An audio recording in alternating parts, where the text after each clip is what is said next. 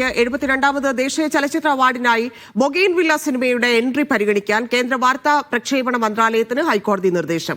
സാങ്കേതിക തടസ്സം ചൂണ്ടിക്കാട്ടി അപേക്ഷ നിരസിച്ചതിനെതിരെ അമൽ നീരദ് പ്രൊഡക്ഷൻസ് ആണ് ഹൈക്കോടതിയെ സമീപിച്ചത്. 10 ദിവസത്തിനകം തീരുമാനമെടുക്കാനാണ് ഹൈക്കോടതി നിർദ്ദേശം നൽകിയത്.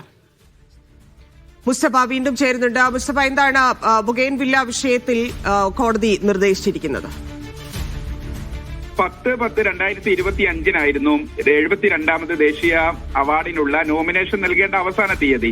അന്ന് വൈകുന്നേരം ഇതുമായി ബന്ധപ്പെട്ട് അതിന്റെ ആപ്ലിക്കേഷൻ നൽകുന്ന ഓൺലൈനായി വെബ്സൈറ്റിൽ അപേക്ഷ നൽകുന്ന സമയത്ത് ചില സാങ്കേതിക പ്രശ്നങ്ങൾ അവർ നേരിട്ടു.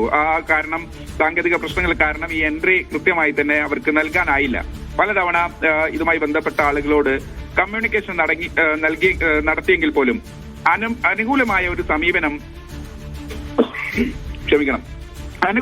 സമീപനം അവിടെ നിന്ന് ഇല്ലാത്തത് കൊണ്ടാണ് അമൽ നീരദ് പ്രൊഡക്ഷൻസ് ഹൈക്കോടതിയെ സമീപിച്ചത്. ബൊഗെയിൻവില്ല സംസ്ഥാന അവാർഡിലൊക്കെ ഏറെ മുന്നിട്ട് നിൽക്കുന്ന, പ്രത്യേകിച്ച് ഞാൻ മനസ്സിലാക്കുന്നത് 7ഓളം വരുന്ന പുരസ്കാരങ്ങൾ സംസ്ഥാന അവാർഡിൽ ലഭിച്ചു എന്നുള്ള അത്തരമൊരു സിനിമ ദേശീയ പുരസ്കാരത്തിന് പരിഗണിക്കപ്പെടാതെ പോകുന്നത് ഈ സിനിമയുടെ നിർമ്മാതാവ് എന്നുള്ള നിലക്ക് മാത്രമല്ല, ഇതിനകത്തുള്ള ആർട്ടിസ്റ്റുകളുണ്ട്, നിരവധിയായ ടെക്നീഷ്യന്മാരുണ്ട്. അവരുടെയൊക്കെ മനോവീര്യം തകർക്കുന്ന രൂപത്തിലാണ്. അത് ഈ കേന്ദ്ര വാർത്താ വിതരണ മന്ത്രാലയത്തിന്റെ വെബ് പോർട്ടലിലുള്ള തകരാറ് മൂലം അത് അപേക്ഷിക്കാൻ കഴിയാതെ പോവുക എന്ന് പറയുമ്പോൾ അതിനനുസരിച്ച് ചില പ്രശ്നങ്ങൾ അവർ ചൂണ്ടിക്കാണിക്കുന്നുണ്ട്. അതുകൊണ്ടാണ് കോടതി അത്തരം ടെക്നിക്കൽ ഗ്ലിച്ചസിന്റെ കാര്യത്തിൽ കോടതി ഒരു തീരുമാനം പറഞ്ഞില്ലെങ്കിൽ പോലും ഈ ഉത്തരവ് ലഭിച്ചതിന് ശേഷം 10 ദിവസത്തിനകം കൃത്യമായി തന്നെ ഒരു ഉത്തരവിറക്കണം. എന്താണ് മന്ത്രാലയത്തിന്റെ സമീപനം? കൃത്യമായി ഒരു മറുപടി പറയാതെ ഇങ്ങനെ ഇട്ടുവെച്ച് പോകുന്നത് ശരിയല്ല. അതുകൊണ്ട് ഒക്ടോബർ ഈ സമയം കഴിഞ്ഞിട്ട് പോലും ഈ ഒക്ടോബർ 10 മുതൽ തുറന്നിരുന്നു എന്നാണ് നേരത്തെ കേന്ദ്ര സർക്കാർ പറഞ്ഞത്.